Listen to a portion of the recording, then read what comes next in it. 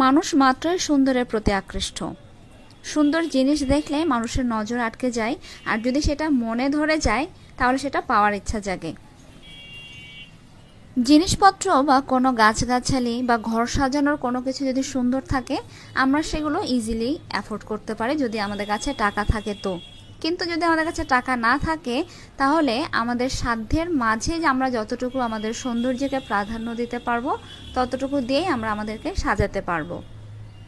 কিন্তু মানুষের ক্ষেত্রে একটা মানুষ সুন্দর কেমন, সে কেমন মানুষের সঙ্গে ওঠা বসা করে, সেটা মাত্র এই মানুষের আচার আচরণ কথাবার্তা ব্যবহার দেখলেই বোঝা যায়। সেটা দেখলেই বোঝা যায় যে সে মানুষটার রুচি কেমন, তার পছন্দ কেমন, সে কোন মানুষের সঙ্গে উঠতে বসতে পছন্দ করে। এজন্য জীবনে মানুষ সিলেকশন করতে সতর্ক হন, যেন ভুল মানুষই সে জীবনকে নষ্ট করে দিতে না পারে। এমন কোনো ভুল মানুষকে জীবনে জায়গা দেওয়া সঠিক নয়, উচিত নয়, যে মানুষটা আমাদের সুখ কেড়ে নেয়, শান্তি কেড়ে নেয়, এমনকি আমাদের জীবনকে নরকে পরিণত করে। এরকম ভুল মানুষের কাছ থেকে দূরে থাকা সকলেরই দায়িত্ব, এবং অন্য মানুষকে দূরে রাখা আপনার দায়িত্ব ও কর্তব্য।